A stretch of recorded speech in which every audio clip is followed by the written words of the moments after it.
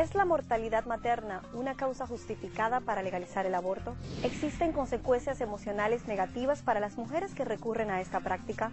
¿Violaciones, malformaciones congénitas? ¿En cuáles casos está justificado el aborto? Hoy, en Respuestas, la segunda parte de nuestro programa titulado El aborto, el derecho a la vida.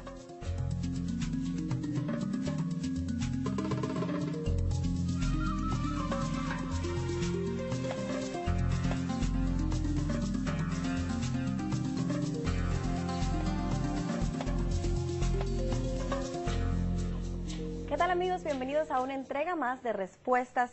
Hoy continuamos desarrollando el tema sobre el aborto. ¿Cómo estás, Miguel? Muy bien, Elaine. Yo creo que este es un tema que ha despertado, como hemos dicho en otras ocasiones, mucho debate y que necesita ser discutido de varios ángulos, y hay varias aristas que necesitan ser analizadas al mismo tiempo. Así es, en el programa anterior hablamos del inicio de la vida, de si un embrión podía ser considerado una persona, si tenía derechos, y comentamos también el artículo 30 del anteproyecto de la Constitución Dominicana.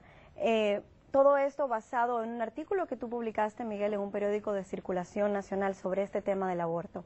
Hoy quisiera que empezáramos con el tema de la mortalidad materna, porque mucho se ha hablado de la necesidad de legalizar el aborto para poder reducir este índice en nuestro país y en los países en vías de desarrollo. Y antes de entrar en materia, me gustaría que definieras a nuestra audiencia qué es la mortalidad materna. Bueno, realmente el término correcto es la tasa de mortalidad materna, y es un término estadístico. Estamos hablando del número de mujeres embarazadas que mueren por cada 100.000 personas embarazadas, mujeres embarazadas, entre la edad de 15 a 49 años, que es la edad considerada reproductiva. Y yo creo que es importante que analicemos esto porque estudios en nuestro país han revelado que no necesariamente la manera de reducir esa tasa es legalizando el aborto, que hay múltiples otros factores que necesitan ser corregidos que terminarían reduciendo drásticamente lo que es la tasa de esta mortalidad. Miguel, en vista de la inminente aprobación de la nueva Constitución Dominicana, que sin lugar a dudas afectará significativamente múltiples aspectos de la vida nacional, hablemos en esta ocasión de las estadísticas existentes en nuestro país en torno a lo que es la mortalidad materna, que algunos entienden para ser mejorada requiere la legalización del aborto. Mira, yo quiero que hablemos de un par de estudios diferentes, uno efectuado hace como 10 años aproximadamente y el otro efectuado hace un par de años nada más. El primero fue hecho con la aprobación o con el endoso de la Organización Mundial de la Salud, con el Fondo de Población de las Naciones Unidas y con el Fondo de las Naciones Unidas para los Niños. Y ese estudio reveló múltiples causas de lo que es esa mortalidad materna, que yo quisiera enumerar y leerlas una por una. En primer lugar, se habló de la deficiencia en la calidad de los servicios. Y de hecho, en los países del tercer mundo se ha determinado que muchas veces solamente un 53% de las mujeres embarazadas tienen acceso a un centro o a un servicio considerado apropiado. Y tenemos que recordar que el hecho de que yo sea enfermera, por ejemplo, el hecho de que yo sea médico con un exequatur, en sí mismo no me califica ya como una persona que puede ser capaz de hacer un parto en una paciente. En segundo lugar, se citó la malnutrición, que contribuye a que muchas veces estas mujeres en su etapa de desarrollo no alcancen la estatura adecuada y por tanto al momento de la labor de parto su tamaño pequeño contribuye entonces o constituye un factor de obstrucción de lo que es la labor en sí. Número 3, la anemia, que es un factor muy común en nuestros países, la deficiencia severa de vitamina A, la deficiencia de yodo y la deficiencia de calcio, cuando hay una deficiencia documentada, que parece ser que es uno de los factores que contribuye a aumentar el índice de eclampsia y preeclampsia. De manera que tenemos que mejorar todas estas cosas para nosotros poder hablar de qué tasa estamos hablando. Así es, no soy médico, pero me imagino entonces que la solución a la problemática de la mortalidad materna debe estar en la corrección de estos factores, ¿no? Claro, yo creo que de nuevo, si nos referimos al estudio que yo acabo de citar, Déjame leerte lo que este estudio terminó recomendando, que no es la legalización del aborto en ningún sentido. Número uno, había que mejorar la calidad del servicio y el nivel de educación de las comunidades que estamos tratando de servir. En segundo lugar, necesitamos mejorar los recursos humanos disponibles para la atención de las mujeres embarazadas, incluyendo la introducción o el entrenamiento de parteras a un nivel mucho más elevado. Y en tercer lugar, una mejor educación aún del personal médico a la que ellas acuden, a la que estas mujeres acuden. En cuarto lugar, el desarrollo de protocolos para manejar emergencias obstétricas, que haya algo estandarizado que vamos a seguir cada vez que se presenten. Y en último lugar, el análisis de los casos de muertes de mujeres embarazadas, de tal manera que podamos determinar qué causó su muerte para entonces poder terminar corrigiendo los factores que la llevaron a la muerte. El estudio al que haces referencia es del año 1999, prácticamente 10 años atrás, pero hablabas de un segundo estudio del año 2007, que es mucho más reciente, obviamente, y que creo sería bueno revisáramos para hacer esta discusión un poco más actualizada. Mira, yo quiero citar de ese estudio solamente un párrafo y voy a citar a los autores. Pero este estudio fue llevado en nuestro país y su investigador principal fue el doctor Eddie Pérez, con una maestría en salud pública y un PhD también. Y él llevó esta investigación precisamente junto con la doctora Ana Gómez, y él siendo él el director del Centro Nacional de Investigaciones de Salud Materno-Infantil. Y yo quisiera leerte literalmente las afirmaciones que se hicieron en uno de sus párrafos. Y cito: una situación crítica en lo que respecta a la calidad de la atención de las embarazadas y de los niños menores de 1 año en centros de atención primaria en la República Dominicana. Tenemos una situación crítica. Continúa el texto. El hecho de que solo un 8% de los proveedores de salud cumplió con lo estipulado en las guías nacionales del primer nivel de atención sobre los procedimientos a seguir en la atención a la embarazada que acude a centros de atención primaria, y que ninguno de los médicos reunió los criterios para considerar una adecuada calidad de atención en los niños menores de 1 año, resulta preocupante, sobre todo porque la atención primaria se considera como uno de los pilares en la reducción de la mortalidad materno-infantil. Ninguno de los médicos estudiados reunió las condiciones para dar una adecuada atención en estos centros de atención primaria. Eso es grave y no podemos hablar de legalizar el aborto cuando tenemos cosas básicas que tenemos que corregir.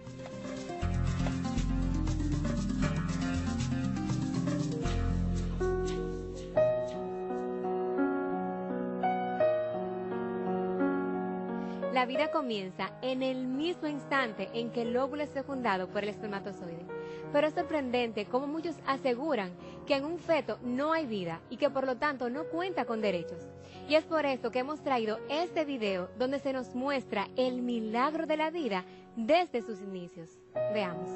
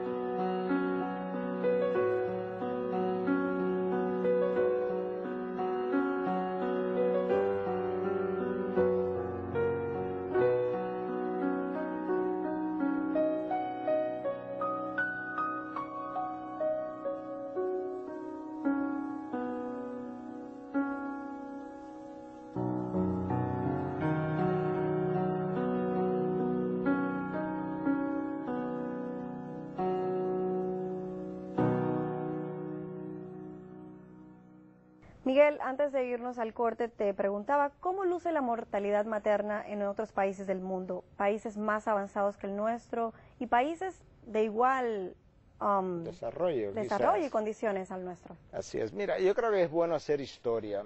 Vámonos un poquito hacia atrás. En los años del 1800, en Suecia, se pudo reducir la mortalidad materna significativamente, simplemente con introduciendo un mejor entrenamiento a las parteras que estaban atendiendo a estas mujeres. Lo mismo ocurrió en Noruega, en Holanda, en Dinamarca, en Japón, y tú puedes continuar revisando todas estas cifras. Déjame hablarte del Reino Unido, cuál ha sido la historia. En el año de 1840 o en la década de 1840, la mortalidad materna en Reino Unido era de 400 muertes de mujeres embarazadas por cada 100,000 de ellas que estuviesen embarazadas. Esta cifra fue reducida significativamente en los próximos 80 años, de manera que para 1920 la mortalidad había sido reducida y simplemente lo único que se había hecho era introducir cuidado prenatal y ese cuidado prenatal fue suficiente para modificar las cifras. Más adelante tú tienes que para el año de 1940, 1950, ya para 1960 aún mejor, con la introducción de antibióticos, transfusiones sanguíneas y la introducción de ciertos procedimientos quirúrgicos, la mortalidad pudo ser reducida por debajo de 50 muertes por cada 100,000 embarazadas, una cifra increíblemente baja, aún para esta época en muchos países. Sí, Miguel, tengo entendido que la mortalidad materna de República Dominicana está entre 155 y 160 muertes por cada 100,000 madres embarazadas, que de ser así es una cifra 3 veces menor que la mortalidad materna de muchos de los países del tercer mundo. Claro, y yo creo que esa estadística que tocaba de mencionar es importante porque el Reino Unido la redujo 3 veces por debajo de lo que hoy tenemos en República Dominicana sin ni siquiera mencionar esa palabra aborto. Déjame decirte algo más. En Chile, donde no existe un aborto legal, para el año de 2003, la mortalidad materna se reportó en un 14%. Tú puedes encontrar estas estadísticas en un artículo publicado por Camila Maturana en la revista de mortalidad materna en Chile, o con el artículo publicado con ese título, Mortalidad Materna en Chile. Sin embargo, tú comparas eso con la mortalidad materna para un periodo similar en el año 2004 en Estados Unidos, donde se hacen 1.5, 1.6 millones de abortos al año, y las cifras son básicamente las mismas, 13% en Estados Unidos, 14% en Chile. En Chile el aborto no es legal, en Estados Unidos el aborto no solamente es legal, que si no se hace 1,5 millones de abortos al año, lo que implica que tú no tienes que legalizar el aborto para bajar las estadísticas de la mortalidad materna. Algunos, Miguel, han argumentado que los abortos deben legalizarse porque de cualquier manera estos se han venido realizando y que en ese sentido las disposiciones del artículo 317 del Código Penal Dominicano son prácticamente letra muerta. Para que tengas una idea, ese artículo básicamente nos habla acerca de la pena que será impuesta a aquellas personas que por cualquier medio cooperaren directamente a causar el aborto de una mujer embarazada, aun cuando ésta consienta en él, y también nos habla de que los médicos, cirujanos, parteras, enfermeras, farmacéuticos y otros profesionales médicos que abusando de su profesión causaren el aborto o cooperaren a él, incurrirán en la pena de 5 a 20 años de reclusión mayor si el aborto se efectuare. ¿Qué piensas de esto, Miguel? Bueno, imagínate que vamos a legalizar el aborto porque como quiera se están realizando. Eso nos llevaría a legalizar las drogas porque como quiera se están vendiendo, a legalizar las violaciones porque como quiera se están realizando, a legalizar el manejar intoxicado con alcohol porque como quiera están ocurriendo. Eso es una lógica totalmente inconsistente y con la cual tú no puedes manejar una sociedad. Eso es una imposibilidad, de hecho. Por mucho tiempo se ha venido afirmando que el practicarse un aborto no produce ningún efecto psicológico negativo en la mujer que se lo practica. ¿Qué hay de cierto en esto? Porque sé de una historia del pasado año 2008 donde una muy talentosa artista se suicidó en Inglaterra después de haber abortado a unos gemelos. Su nombre era Emma Beck, ella tenía 30 años de edad y ella dejó una nota diciendo: el vivir es un infierno para mí, yo nunca debía haberme practicado un aborto, yo ahora puedo ver cómo pude haber sido una buena madre, yo quisiera estar con mis bebés, ellos me necesitan, nadie más me necesita. Lamentablemente, Elaine, el problema ha sido a lo largo de los años que ha habido un interés en ocultar las realidades, las estadísticas, con el afán de nosotros poder vender la idea del aborto. La evidencia médica es diferente y de hecho en los últimos años sobre todo nosotros sabemos que hay un efecto psicológico que es dejado en estas mujeres. Hay un síndrome conocido como el síndrome de posaborto que es básicamente descrito de esta manera. Al inicio de la experiencia, inmediatamente después que tú tienes el aborto, como te has deshecho de aquello que era un problema para ti, se experimenta una especie de tranquilidad, de paz, como que ya salí del problema. En la medida en que el tiempo pasa, la persona comienza a sentirse acusada y perseguida por estos pensamientos, por lo que hizo, con un gran índice de depresión. Esta realidad es lo que ha llevado al Colegio Médico de Psiquiatría de Inglaterra recientemente a actualizar sus recomendaciones, y estas recomendaciones fueron publicadas en su revista conocida como The Journal of Child Psychology and Psychiatry, o la revista de Psicología y Psiquiatría del Niño, y esto es lo que la recomendación dicen, que a las mujeres que fuesen a abortar, antes de practicarse el procedimiento, debe advertírseles sobre el riesgo significativo que ellas tienen de sufrir trastornos mentales después del aborto. Y precisamente esa recomendación aparece después que este suicidio que tú mencionas ocurrió en esta artista tan conocida. Esto es real. Interesante, porque la premisa ha sido hasta ahora que el aborto no produce consecuencias negativas en la mujer que se lo practica. No, de nuevo, cuando escucha lo que decíamos en el programa anterior, el doctor Nathanson, conocido como el rey del aborto, que hablaba de que por mucho tiempo parte de lo que se hizo fue ocultar toda evidencia de que realmente la vida comienza tempranamente, la evidencia científica, pero igualmente ocultar toda evidencia de daño que el aborto pudiera producir. Esas fueron las conclusiones. Pero déjame una vez más citarte otra revista médica europea conocida como The Journal o The European Journal of Public Health, o la revista europea de salud pública, y su autor en este caso del artículo es el doctor Gisler y sus colegas. Y este artículo fue publicado en el año 2005, basado en un estudio de 13 años, del año 1987 al año 2000, en Finlandia, hecho por el Centro Nacional de Investigación y Desarrollo para la Buena Salud. Y lo que esos investigadores hicieron fue ver cuál era el índice de trastornos mentales y de suicidios en mujeres embarazadas que habían tenido aborto entre la edad de 15 a 49 años. Y este estudio reportó que la incidencia de suicidio en mujeres que habían tenido un aborto en el año anterior era 248% mayor que aquellas mujeres embarazadas, aquellas que se habían embarazado en el año anterior y que no se habían embarazado en el año anterior. Entonces esto nos da a nosotros una idea de cuánto esto afecta. Aparte de que otros estudios también han demostrado, junto con este, que hay una mayor incidencia de abuso de sustancias controladas, de ansiedad, de problemas del sueño, de problemas de enfermedades psiquiátricas y problemas de conductas en estas mujeres. No es verdad que el aborto no deja ninguna secuela emocional y psicológica en aquellas que lo han practicado.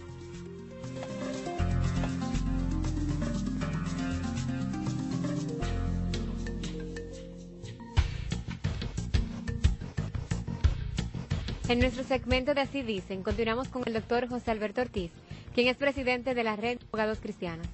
José Alberto, cuando se nos habla del aborto, se nos presentan múltiples argumentaciones que tratan de validar y justificar cuando un aborto es necesario. Precisamente un caso de esto es cuando una joven, producto de un incesto o de una violación, queda embarazada. ¿Se justifica el aborto en esas circunstancias? Lo que es importante destacar es que si nosotros le permitimos a una mujer abortar porque su embarazo fue el fruto de una violación, nosotros estaríamos violando el principio constitucional de la no discriminación. Si tomamos en cuenta que un feto es una criatura humana, es un ser humano que existe y que tiene vida desde el momento en que se produce la concepción, es decir, desde el momento en que el espermatozoide se une al óvulo, entonces nosotros estaríamos discriminando en contra de seres humanos ya concebidos, y eso es inmoral. Lo mismo sucede para los casos de incesto. Al incesto le aplicamos la misma dinámica que a la violación, y nosotros, que somos un país que nos comprometimos en la Convención Interamericana de Derechos Humanos a no aplicar la pena de muerte, estaríamos introduciendo de manera sumaria en nuestra legislación la pena de muerte para seres humanos inocentes. Además, estaríamos violando otro principio, de que nadie puede ser penalmente responsable por el hecho de otro. Si autorizamos la muerte de un feto, fruto de una violación o de un incesto, nosotros estaríamos penalizando a ese feto por un acto que cometió otra persona, por un acto que él no cometió, por un acto que él no quiso cometer. ¿Se justifica el aborto cuando la criatura está mal formada en el vientre? Esa propuesta es muy cuidadosa. ¿Por qué? Porque si nosotros decidimos terminar con la vida de seres humanos ya concebidos porque presente una que otra anomalía, nosotros estaríamos aplicando una política eugénica.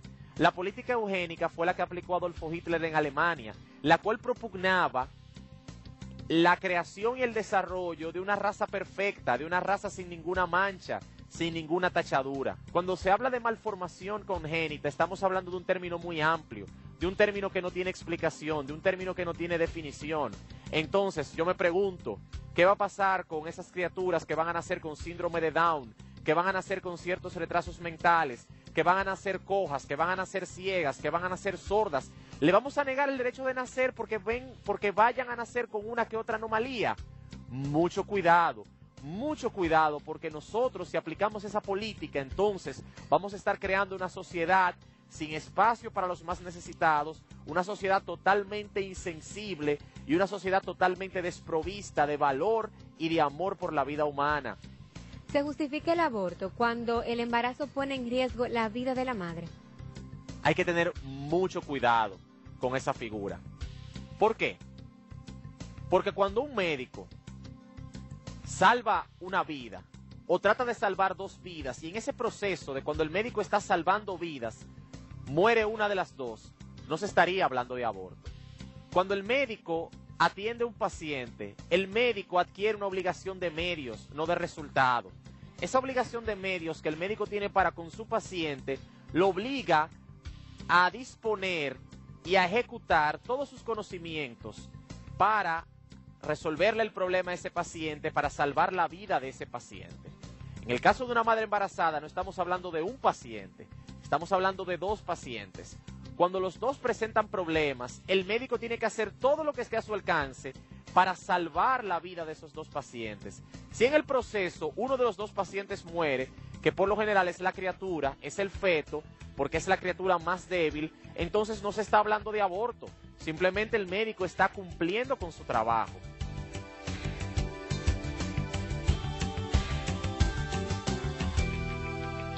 Miguel, ante la controversia de este tema se ha hablado de legalizar el aborto en algunos casos extremos, y estos casos han sido violaciones, malformaciones congénitas. Hablemos de las violaciones.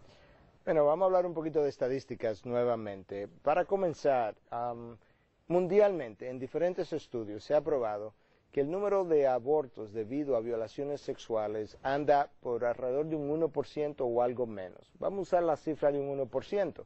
Tú tienes 42 millones de abortos al año, el 1% de eso serían 420,000 fetos. Estamos diciendo que estamos dispuestos a eliminar 41.6 millones de seres humanos porque hay unos 400,000 fetos que han resultado como consecuencia de violaciones. 41.6 millones de seres humanos. ¿Al año? Al año sería, bueno, si tú tomas los 400,000 abortos causados por o como consecuencia de violaciones, todavía estamos eliminando 41.6 millones de fetos. Lo vamos a eliminar en vista de que un 1% es debido a violaciones, pero aún más. Muchas personas con las cuales yo he estado en contacto que han resultado incluso embarazadas producto de una violación y otros por igual, no quieren tener un aborto. De manera que todavía ese número de 400,000 se reduce aún más cuando tú tienes en cuenta que muchas mujeres aún después de ser violadas quisieran llevar a término su embarazo.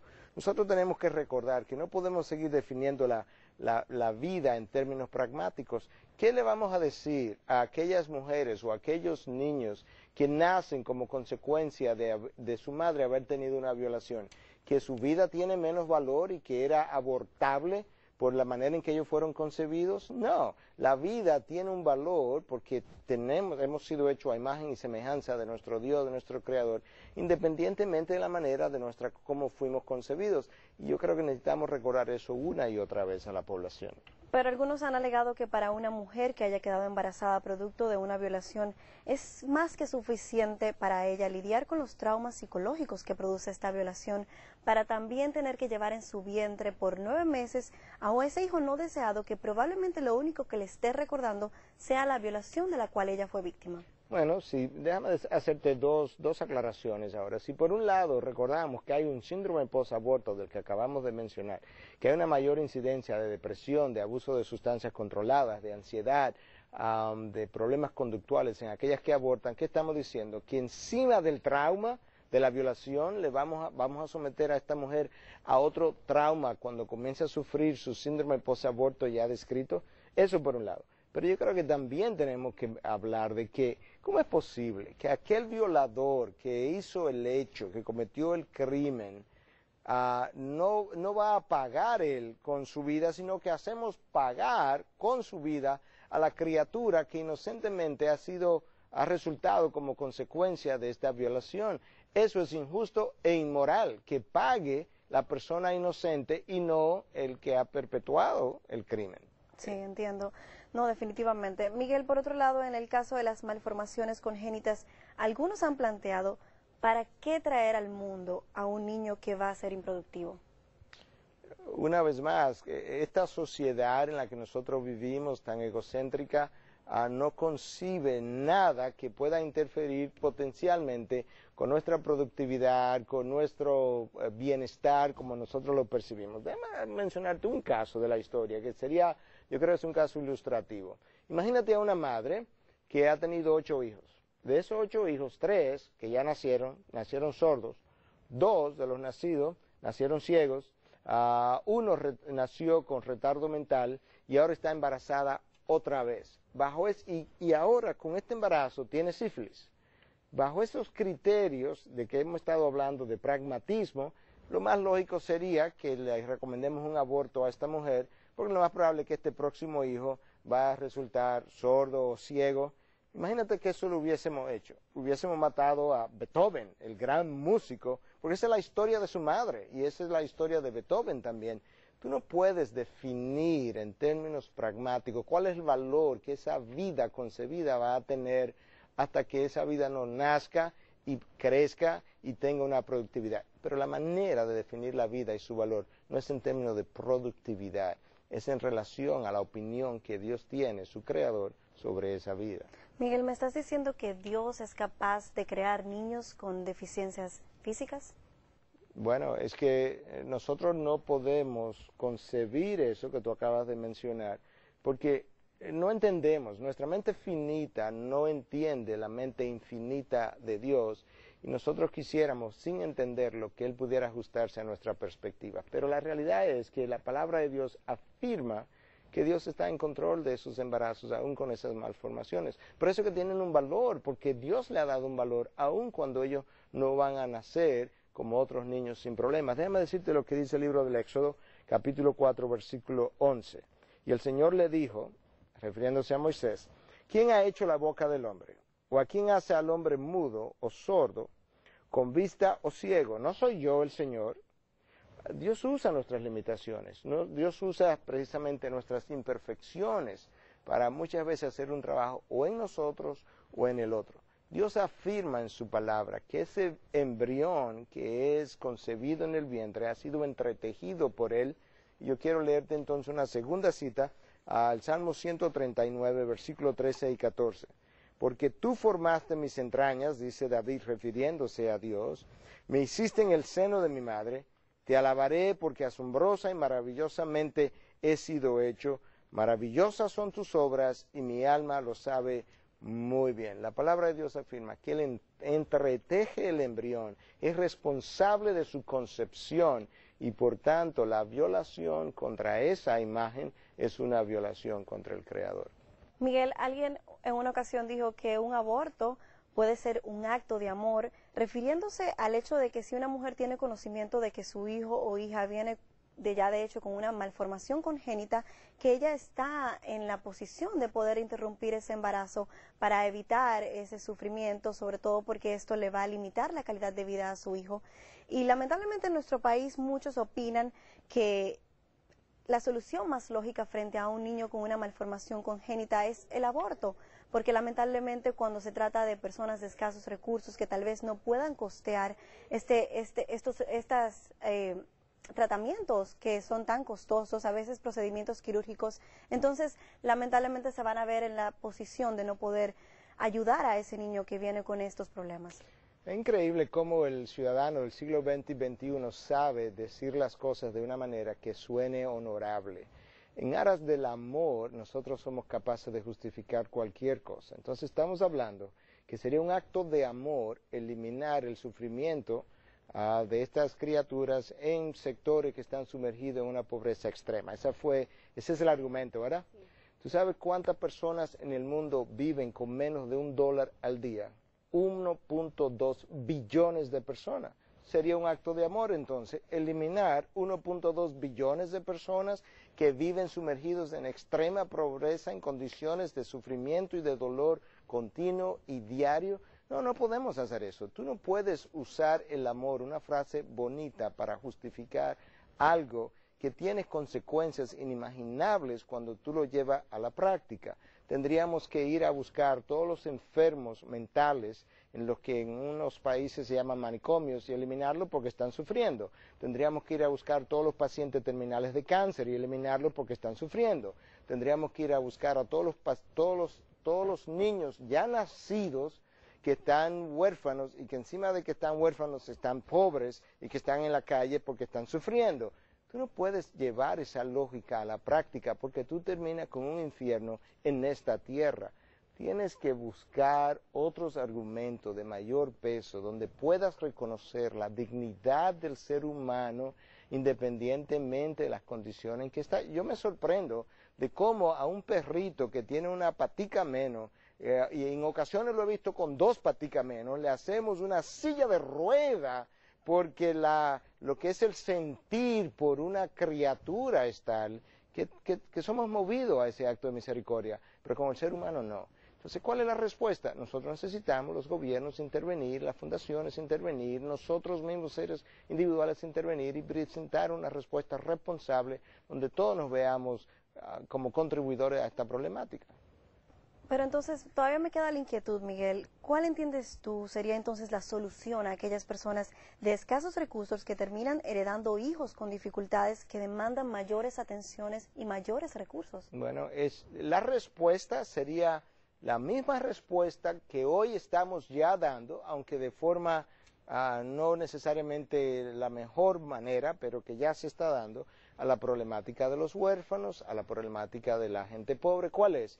Que los gobiernos se hagan cada vez más responsables o más responsables en su participación de las soluciones sociales y que los individuos privados, las instituciones privadas, desarrollen una responsabilidad social que en América Latina no existe. Es increíble ver cómo las fundaciones, las asociaciones, los individuos vienen de forma individual de países del norte a brindar sus servicios, pagan sus pasajes, pagan los hoteles en que se quedan para ayudar a gente pobre de nuestras naciones, y nosotros los que vivimos aquí no queremos hacer un sacrificio en la misma dirección. ¿Qué se requiere? Mayor responsabilidad de los gobiernos, mayor inversión de los gobiernos y mayor responsabilidad de los individuos y las instituciones privadas en el desarrollo de una conciencia social y de una justicia social, que nos veamos entonces no como seres individuales, sino como una comunidad y brindemos una respuesta comunitaria a un problema comunitario. Muchos defienden que el no nacido forma parte del cuerpo de la madre y que es ella exclusivamente la única que puede decidir sobre el destino de su hijo, porque cada cual tiene derecho a hacer con su cuerpo lo que le parezca. Bueno, nosotros estamos de acuerdo que cada cual tiene el derecho de hacer con su cuerpo lo que le parezca. Con su cuerpo, el cuerpo del feto no es el cuerpo de la madre. Ese feto tiene, la madre y el feto tienen 2 cabezas diferentes, 2 cuerpos diferentes, tienen dos espíritus diferentes, son 2 vidas totalmente diferentes, hasta el punto de que si el creador no se hubiese ingeniado la biología del embarazo de tal forma que el feto quedara protegido por lo que es la placenta, por lo que es el mismo líquido amniótico que lo envuelve, el sistema inmunológico de la madre entraría y atacaría a ese feto porque lo reconocería como algo que es ajeno a él. Tú no tienes el derecho sobre el cuerpo del feto porque no es tu cuerpo. De tal manera que los derechos de la madre terminan donde comienzan los derechos del feto, que tiene su propio cuerpo, su propia constitución genética. Miguel, la gran mayoría de personas que están en contra del aborto son personas que profesan una religión, el cristianismo. Por tanto, aquellos que no siguen esa religión o no creen en la existencia de un Dios, opinan que nadie tiene el derecho de imponer sus creencias religiosas a otra persona. ¿Qué respondes tú a este cuestionamiento? Bueno, mira, yo creo que nosotros necesitamos recordar un par de cosas. Cuando aquellas personas dicen que nadie tiene el derecho de imponer su idea religiosa, filosófica, moralista sobre otros, tenemos que recordarle a esas personas, ellas están expresando un concepto filosófico y moralista y en ocasiones incluso religioso también. De tal manera que si este lado no tiene el derecho de expresar sus opiniones y hacerlo de una manera enfática, este otro lado que quiere oponerse tampoco tendría ese derecho. Lo que necesitamos recordar es que esta nación, igual que muchas naciones, es una nación pluralista. En esa nación pluralista hay un choque de ideas y todo el mundo tiene el derecho de expresar sus ideas. Al final, cada cual tendrá que tomar su decisión a la luz del que haya presentado su mejor defensa. Y lo que estamos en favor de la defensa de la vida, lo que estamos a favor de la existencia de un Dios, lo que estamos a favor de la existencia de un Creador que ha puesto la imagen en ese feto, tenemos el mismo derecho que los demás tienen de expresar esas ideas y de hacerla con el mismo énfasis. Y en ocasiones se habla de que este lado está montando mucha presión. Bueno, pues entonces este otro lado tampoco puede montar presión. Y por otro lado, tenemos que recordar que no es cierto que simplemente eso es una idea religiosa. El doctor Leron Lejeune, que citamos la semana pasada, considerado el padre de la genética moderna, hizo afirmaciones de índole científicas en el orden de la genética a favor de la vida y en contra del aborto. No es verdad que esto es un concepto puramente religioso. Hemos hablado de cifras, estadísticas, conceptos médicos, principios bíblicos, datos. ¿Cómo concluyes en el día de hoy, Miguel? Bueno, yo creo que tenemos que recordarle al ser humano que lamentablemente lo que estamos viendo hoy con relación al poco valor que la vida humana tiene es el resultado de cuánto ha degenerado y ha descendido la raza humana. Déjame darte una sola ilustración que yo creo que es una buena manera de concluir este programa.